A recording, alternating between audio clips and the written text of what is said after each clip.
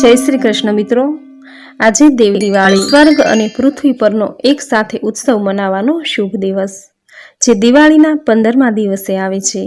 तो आजना शुभ दिवसे आ विडियोमां देव दिवाळीनुं महात्म्य तेमज तेनी साथे जोडायेली पौराणिक कथा सांभळशुं। जो आपने आ विडियो पसंद आवे तो लाइक शेर कॉमेंट करी चेनल सब्सक्राइब जरूर करजो। मित्रों, देव दिवाળી ने त्रिपुरारी पूर्णिमा के पछी त्रिपुरोत्सव पण कहेवाय छे। देव उठी एकादशीना दिवसे भगवान श्री विष्णुना देवी तुलसी साथे विवाह थाय छे। त्यार पछी कार्तिक सुद पूर्णिमाए श्री विष्णु नववधू तुलसी साथे पृथ्वीलोक परथी स्वधाम वैकुंठ लोकमां पधारे छे। आ पधरामणीना मंगल अवसरे देवलोकना देवदेवीओ भेगा मळीने श्री विष्णु अने देवी तुलसीनुं सामयु करे छे। दीपमाळाओ प्रगटावी हर्ष उल्लास आनंद उत्सव करे छे। आ दिवस एटले के देव दिवाળી। आ दिवसे भगवान शिवे त्रिपुरासुरा नामना राक्षसनो वध कर्यो हतो। आथी तमाम देवी देवता खुश थई आ दिवसे भगवान शंकर साथे पृथ्वी पर आवीने दीवડાઓ प्रगटावी हर्ष उल्लास मनावे छे। आथी ज आजना दिवसे दीवડાઓ प्रगटावी रंगोळी पूरी देव दिवाળી उजवવાની परंपरा सदीओथी चालती आवी छे। एवुं कहेवाय छे के आ दिवसे तमाम देवतागण गंगा घाट पर दिवाળી मनावा आवे छे। आथी आ दिवसे गंगा स्नाननुं पण विशेष महत्व छे। माटे ज आ दिवसे काशीना घाट पर विशेष पूजा थाय छे। आ दिवसे गंगा स्नान करवाथी आखुं वर्ष गंगा स्नान कर्यानुं पुण्यफळ प्राप्त थाय छे। साथे अन्य पवित्र नदीओ तेमज तीर्थ स्थानोमां स्नान करवाथी अनेक पापो दूर थई विशेष फळनी प्राप्ति थाय छे। जे लोको गंगामां स्नान नथी करी शकता ते लोकोए घरमां ज नहावाना पाणीमां गंगाजळ उमेरी स्नान करवाथी गंगा स्नान कर्या जेटलुं ज पुण्यफळ प्राप्त थाय छे। आ दिवसे दान करवानुं पण महात्म्य छे। आथी आ दिवसे ब्राह्मणो के पछी गरीब दरिद्र नारायण के पछी जरूरियातमंदने जरूरी चीज वस्तु अर्पण करवाथी पुण्यफळनी प्राप्ति थाय छे। कार्तक पूनमना दिवसे प्रदोष काळमां तुलसीनी पूजा करवामां आवे छे अने तेनी सामे घीनो दीवो करवामां आवे तो पुण्यनी प्राप्ति थाय छे। ते व्यक्तिना दरेक मननी इच्छा पूर्ण थाय छे। आजना शुभ दिवसे गंगा किनारे दीप प्रगटाववामां आवे छे, दीपदान करवामां आवे छे। परंतु जे लोको गंगा नदीमां गंगा पासे दीपदान नथी करी शकता ते कोई मोटा वासणमां पाणी भरीने तेना किनारे दीप प्रगटाववाथी गंगा किनारे दीप प्रगटाव्यानुं पुण्यफळ प्राप्त थाय छे। मानवामां आवे छे के कार्तक पूनमना दिवसे शिवा, संभूति, संतति, प्रीति, अनसूया अने क्षमा ए आकाशमां प्रगट थाय छे अने तेमनी पूजा करवाथी व्यक्तिने सुख, शांति अने समृद्धिनी प्राप्ति थाय छे। व्यक्तिना बधा ज बगड़ेला काम सुधरी जाय छे।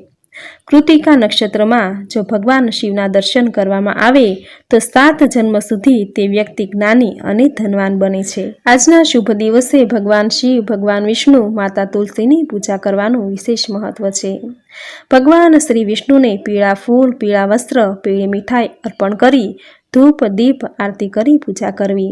आ दिवसे माता तुलसीनी पूजानुं खूब ज महत्व छे। तुलसी क्यारे घीनो दीवो प्रगटावी धूप दीप पुष्प नैवेद्य अर्पण करी पूजा करवी।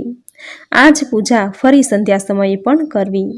आ दिवसे देवताओए दीपमाळा करी हती। आथी आ दिवसे घरना आंगणे घरनी अंदर तुलसी क्यारे के मंदिरे दीप प्रगटावो। दीप प्रगटावती वखते ओम त्र्यंबकम यजामहे सुगंधिम पुष्टिवर्धनम उर्वारुकमिव बंधनान मृत्योर्मुक्षीवमामृतात् आ मंत्रनो जाप करवो। आ रीते दीपदान करवाथी लांबी आयुष्यनुं वरदान प्राप्त थाय छे। मन वांछित परिणाम प्राप्त थाय छे। आ दिवसे भगवान विष्णुए मत्स्य अवतार लीधो हतो। आथी भगवानना मत्स्य अवतार स्वरूपनुं मनमा स्मरण करी पूजा करवी।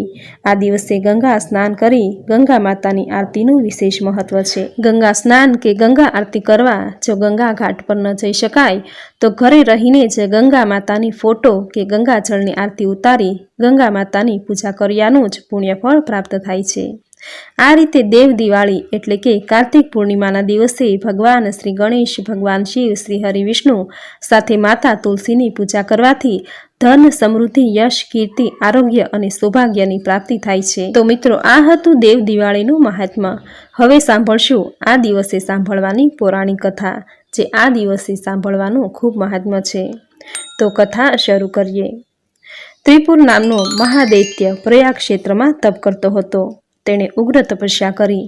એના તપના તેજ અને પ્રભાવથી ત્રિભુવન પણ બળવા માંડ્યા અને સમોહિત કરવા દેવોએ અનેક અપ્સરાઓ મોકલી અને વિવિધ ઉપાયો કર્યા, પરંતુ તપસ્વી દૈત્ય ચલિત થયો નહીં અને કામ, ક્રોધ કે લોભને પણ વશ થયો નહીં અને તેણે બ્રહ્માજીને પ્રસન્ન કરી અમરત્વ માંગ્યું। ત્યારે બ્રહ્માજી બોલ્યા, હે વત્સ, મારું પણ મરણ થાય છે, તો પછી અન્યની તો શી વાત કરવી? શરીરધારીઓ માટે મરણ અનિવાર્ય છે, એટલે મારી પાસેથી અન્ય વરદાન માંગી લે। ત્રિપુર બોલ્યો, હે પિતામહ, દેવથી, મનુષ્યથી, રાક્ષસથી, સ્ત્રીઓથી કે રોગથી મારું મૃત્યુ થાય નહીં એવું મને શ્રેષ્ઠ વરદાન આપો। તથાસ્તુ કહીને બ્રહ્મદેવ સત્યલોકમાં ગયા। ત્રિપુરાસુરને વરદાન પ્રાપ્ત થયું છે એ સમાચાર સાંભળી અનેક દૈત્યો એની પાસે આવ્યા।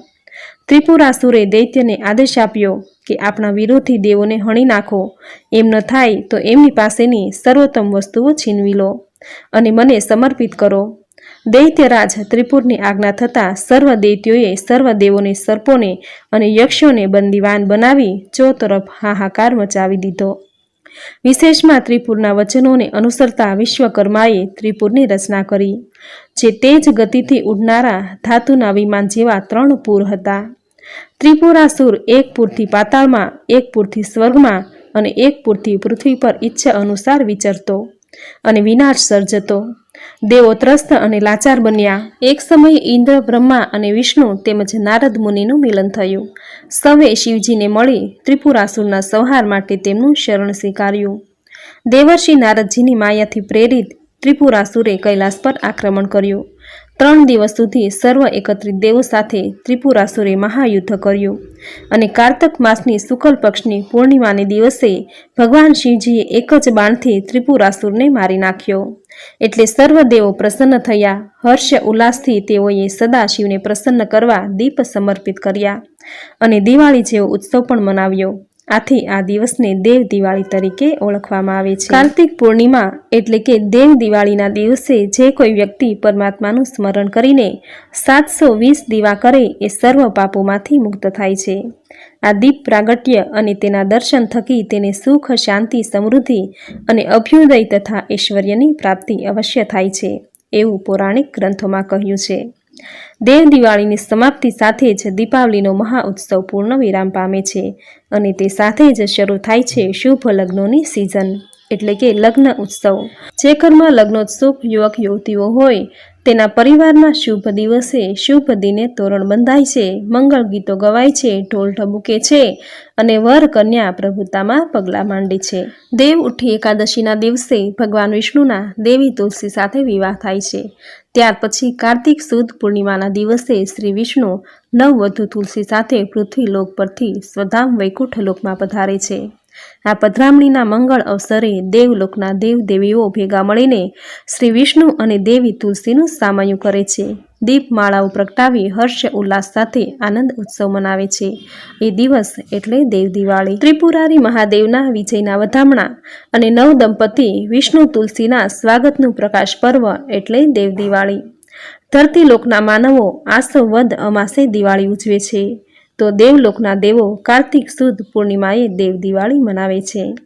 દેવલોકમાં દેવ દિવાળી ઉજવવાનો સંબંધ દેવ ઉઠી એકાદશી અને વિષ્ણુ તુલસીના વિવાહ સાથે જોડાયેલો છે। દેવ દિવાળીએ મનુષ્યો પણ દીવડાઓ પ્રગટાવી તેઓના આનંદમાં સામેલ થાય છે। આમ સ્વર્ગ અને પૃથ્વી પરનો એક સાથે ઉત્સવ મનાવવાનો શુભ દિવસ એટલે કે દેવ દિવાળી, જેનું મહાત્મ્ય અને આ દિવસ સાથે જોડાયેલી પૌરાણિક કથાનું સુંદર વર્ણન સાંભળવું આપને જરૂર ગમ્યું હશે તો વિડીયોને લાઇક કરી કોમેન્ટમાં જય માં તુલસી, જય શ્રી હરિ વિષ્ણુ, જય ભોળાનાથ જરૂર લખજો।